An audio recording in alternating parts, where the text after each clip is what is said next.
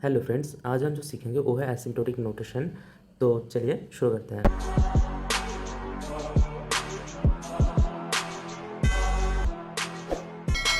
मान लीजिए फ्रेंड्स, आप लोगों का दो फ्रेंड्स हैं, एक है ओधो और एक है माधो। ठीक है, इस दोनों फ्रेंड्स ने आपको दो प्रोग्राम दिया है। इस दोनों प्रोग्राम एक ही प्रॉब्लम को सॉल्व करते हैं। मान लीजिए कोई भी नंबर का फैक्टोरियल निकलता है। अब आपको बोलना होगा कौन सा प्रोग्राम अच्छा है।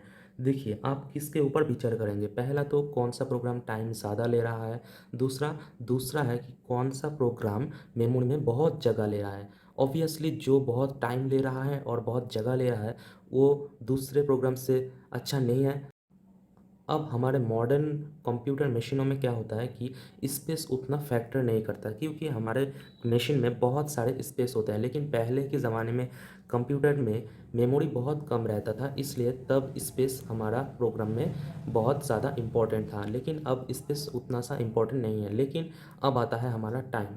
तो देखिए, मान लीजिए आपके ये दो मशीन है। दो मशीन में एक मशीन में इंटेल का i5 है और दूसरे मशीन में i9 है। तो ऑब्वियसली i9 वाला मशीन में बहुत स्पीड में ये प्रोग्राम रन होगा। यानी कि टाइम से भी आप पता नहीं कर सकते कि कौन सा प्रोग्राम अच्छा है। इसके लिए हमारा एक मेथड है, वो है एसिम्प्टोटिक नोटेशन। एसिम्प्टोटिक नोटेशन की मदद से ये पता चलता है कि कौन सा प्रोग्राम अच्छा है और कौन सा नहीं। तो इस वीडियो में हम बिगो नोटेशन के बारे में ब्रीफली डिस्कस करेंगे। ठीक है, हालांकि एसिम्प्टोटिक नोटेशन प्राइमरीली तीन टाइप के होते हैं। एक है बिगो नोटेशन, एक होता है बिग थीटा नोटेशन और एक होता है बिग ओमेगा नोटेशन। तो इस वीडियो में हम बिगो नोटेशन के बारे में ही ब्रीफली डिस्कस करेंगे। ठीक है, तो चलिए शुरू करते हैं। देखिए यहाँ पे क्या बोला है। यहाँ पे बोला है let F N and G N be function mapping integers to real number. ठीक है, एफ एन और जी एन दो फंक्शन है।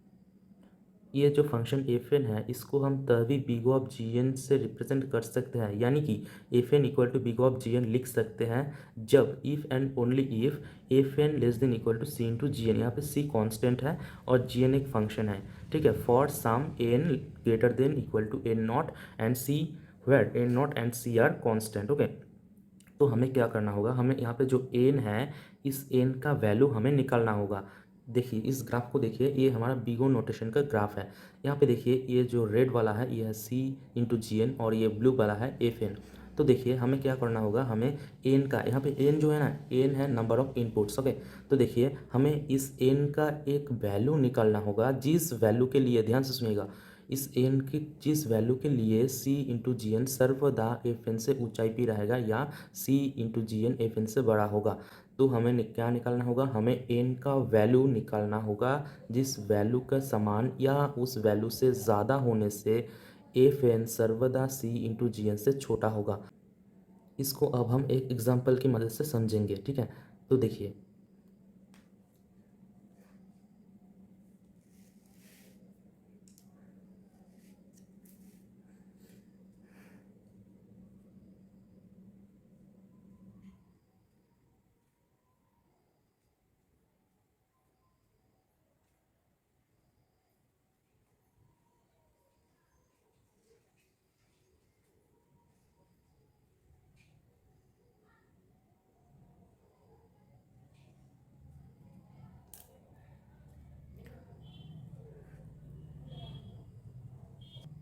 तो हमारा क्वेश्चन ये है कि F N equal to two N square plus three N plus five हमें निकालना है सी और एन। इसको निकालने के बाद हम इस एफ एन को बीगो ऑफ जी एन की इस एफ एन को हम बीगो ऑफ जी एन से रिप्रेजेंट कर सकते हैं। तो देखिए कैसे करेंगे। पहले तो F N equal to two N square plus three N plus five. ठीक है, अब देखिए यहाँ पे क्या है, यहाँ पे less than equal to C into G N. तो इस एफ एन को भी हमें लेस देन इक्वल टू की फॉर्म में आना होगा। तो हम कैसे करेंगे, अब हम क्या करेंगे, इसको हम ऐसे लिख सकते हैं क्या, two N square plus three N square plus five N square. यानी कि यहाँ पे जो टू एन स्क्वायर था इससे साथ साथ हम थ्री एन को भी स्क्वायर और फाइव एन स्क्वायर यहाँ पे कर दिया। तो ऑब्वियसली इसका जो वैल्यू होगा, ये इसका समान या इससे ज़्यादा ही होगा, इससे कम नहीं होगा। तो हम बोल सकते हैं F N less than equal to ten N square, क्योंकि इसको ऐड करने से टेन एन स्क्वायर आता है। तो अब हम क्या करेंगे, अब इसको हम F N less than equal to C into G N से कंपेयर करेंगे। तो देखिए यहाँ पे हमारा सी, सो सी का वैल्यू क्या आता है हमारा, सी का वैल्यू आता है 10 और जी एन हमारा क्या आता है, जी एन आता है हमारा एन स्क्वायर। ठीक है, अब देखिए for the value of N not equal to zero, पहले हम एन नॉट की वैल्यू ज़ीरो पुट करके देखते हैं तो क्या आता है। पहले देखिए इस फंक्शन में हम एन नॉट ज़ीरो बैठाएंगे तो यहाँ पे आता है 2 0 स्क्वायर प्लस 3 × 0 + 5।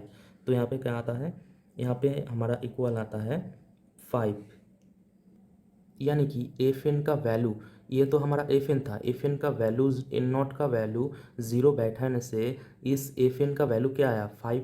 अब इस एन में अगर हम ज़ीरो बैठाए तो क्या इस साइड में आता है ज़ीरो और यहाँ पे आता है 5, यानी कि ये हमारा होल्ड नहीं हो रहा है।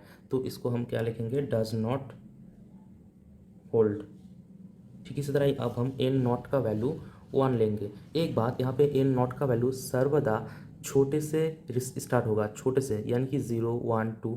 अब अगर 1 से होल्ड नहीं हो रहा है तो भी हम इसको एन नॉट इक्वल टू 2 लेंगे। अब हम डायरेक्टली यहाँ पे 2 नहीं ले सकते, पहले हम 1 को लेकर कैलकुलेशन करेंगे, उसके बाद ही हम एन नॉट का वैल्यू 2 लेंगे, तभी जब ये होल्ड नहीं होगा। तो यहाँ पे देखिए एन का वैल्यू अगर हम 1 ले लें तो 2 × 1² + 3 1 + 5, तो यहाँ पे क्या आता है, यहाँ पे आता है 2 3 5 10।